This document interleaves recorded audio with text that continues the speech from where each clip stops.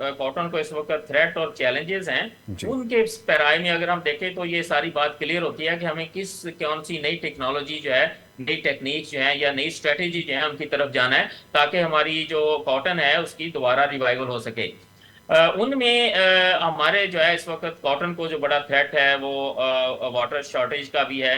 तो उसके लिए जो है वो ड्रिप इरिगेशन सिस्टम है, या प्रिसाइज इरिगेशन सिस्टम जो है, इस टेक्नोलॉजी को जो है इंट्रोड्यूस करना और किसानों को जो है इसकी तरबियत देना, उनकी कैपेसिटी बिल्डिंग करना, ये बहुत ज़रूरी है। इसी तरह जो हमारे प्रॉब्लम जो है कॉटन पिकिंग का आता है, क्योंकि अब पिकर जो है वो ना होने के बराबर हैं। तो हमें ऐसी टेक्नोलॉजी लेके आनी है जो जिससे हम मैकेनिक्स को, मशीनों को यूज करके जो है वो, तो मैकेनिकल पिकिंग जो है, इस तरह की जो टेक्नोलॉजी है ये लाने की जरूरत है। इस तरह अब दौर जो है वो मशीन्स का है, और रोबोट्स हैं या आर्टिफिशियल इंटेलिजेंस बेस्ड मशीन्स हैं, जिनमें ड्रोन्स हैं, सेंसर्स हैं, डिजिटल टूल्स हैं। इनको, इन टेक्नोलॉजी को मुतारफ कराने की ज़रूरत है, ताकि जो हमारी प्रोडक्शन है, कॉटन की यील्ड की प्रोडक्शन है, वो बड़े प्रिसाइज एग्रीकल्चर सिस्टम में आ जाए। ठीक है। इन इन इन टेक्नोलॉजीज को एडवांस कंट्रीज में ये यूज हो रहे हैं। इस तरह पेस्ट मॉनिटरिंग है या फोरकास्टिंग टेक्नोलॉजी है, जिसमें जीएफ जीपीएस है, जीएसएस सिस्टम है, इनको लार्ज स्केल्स पे जो है वो इस्तेमाल करने की जरूरत है। और गवर्नमेंट ने बड़ा अच्छा इनिशिएटिव ये कारपोरेट फार्मिंग का जो लिया है, इसमें ये सारी टेक्नोलॉजी जो है इनको यूज किया जा रहा है। ये इनका इस्तेमाल जो है हमारी कॉटन की रिवाइवल में एक अहम अहम रोल अदा कर सकती है। जो हमारी कॉटन है, जो कभी हम कॉटन की नाम से पहचाने जाते थे, जी। वो अब बात नहीं है, क्योंकि कॉटन को बहुत सारे मसाइल और चैलेंजेस दरपेश हैं।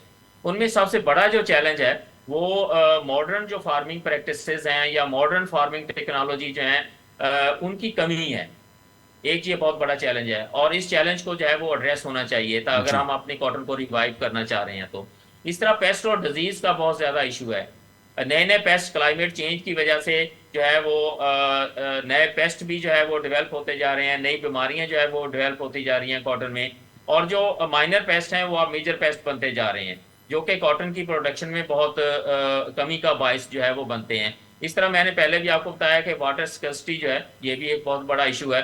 जब हमें पानी चाहिए होता है, जितना कॉटन को उस वक्त अवेलेबल नहीं होता या एक्सेसिव हो जाता है, तो ये दोनों सूरतों में खतरनाक है। उसके लिए ये भी एक बहुत बड़ा चैलेंज है। इसी तरह जो है वो जो आप कह लें कि लैक ऑफ मैकेनाइजेशन है, खास तौर पे पिकिंग के लिए। ये भी एक हमारे पास मशीनरी ऐसी नहीं है। हमारा फार्मर जो है वो conventional, most of the farmer जो है, छोटे फार्मर जो है वो कन्वेंशनल जो है वो कॉटन प्रोडक्शन पे जाते हैं। इसी तरह जो है क्लाइमेट चेंज एक बहुत बड़ा थ्रेट है।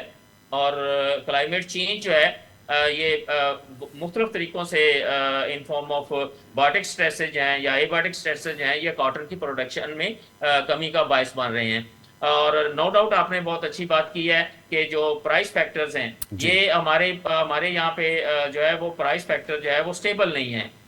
कोई भी जो है वो फार्मर को जो है वो कपास के नाते से जो है वो प्राइस सब्सिडी जो है वो नहीं दी जा रही या ना होने के बराबर है।